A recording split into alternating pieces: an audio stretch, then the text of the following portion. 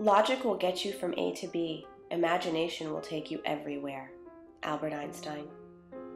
When I decided to study art history at the University of Texas, Austin, I was asked on several occasions, why? I pointed out that I was not just studying the history of art, but the history of all mankind. Politics, government, economics, science, literature, geography, religion, philosophy. All of these had and continue to have a direct impact upon, and to actually be the culmination of the connections between all the liberal, natural, and scientific arts.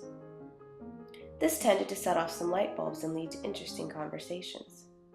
The statement has also been handy when discussing the need for arts-based education in every classroom all the time, no matter what. What other discipline can bring so much to the table? What other discipline can also challenge and empower like art creation can?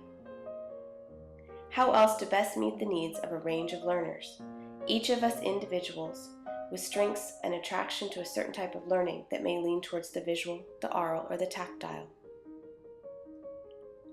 It is in Apple's DNA that technology alone is not enough. It's technology married with liberal arts, married with humanities, that yields us the results that make our hearts sing. Steve Jobs. Art does not live exclusively in a gallery or a museum, hung on the wall or perched on the floor in a sanitized environment that is hushed.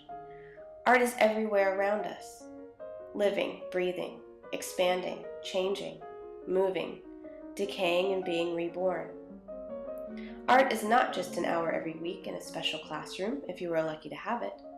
It is the design of a textbook, a bulletin board, a skateboard, the print on your shirt, the way the sidewalk meets the street, the graffiti on the bus, the buildings you pass every day.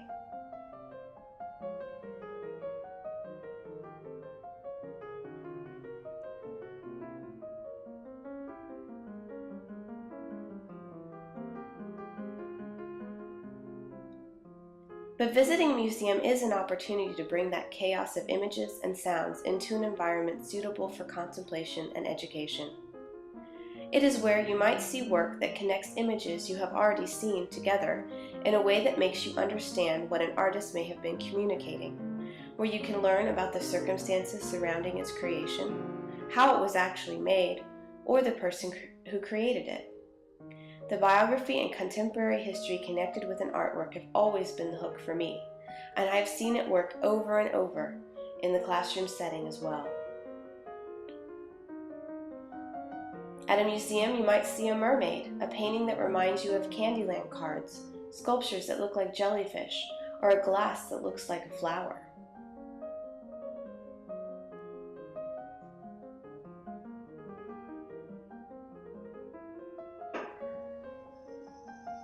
You may see inspiration for some of your favorite books. Art is all about using higher order thinking skills too. Just look at Maslow's hierarchy. Art takes you directly to the top, self-actualization.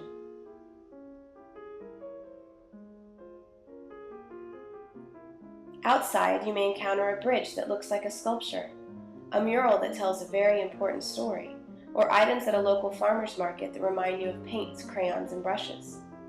It is imperative that we support, either through contributions of time, money, or a commitment in the classroom to bringing the arts in, wherever, whenever possible. And there is always a way. Use a painting related to a topic to engage and introduce a lesson. Have students create their own interpretations of another's piece. Use art from a certain historical period not just to enrich, but to actually teach the material. The possibilities are endless. An elementary school that treats the arts as the province of a few gifted children or views them only as recreation and entertainment is a school that needs an infusion of soul. The arts are an essential element of education, just like reading, writing, and arithmetic. William Bennett, former U.S. Secretary of Education. Here in San Francisco, the art experiences are ripe for the taking. On any given day, either walking down the street, the beach, or in a post office, theater, or museum, even the outside of a school, one can witness history via the context of objects of art, from local, regional, international, and ancient artists, and student artists, some of the best there are around. The words of the late Barbara Jordan: "The arts are not a frill. The arts are a response to our individuality and our nature, and help to shape our identity. What is there that can transcend deep difference and stubborn divisions? The arts.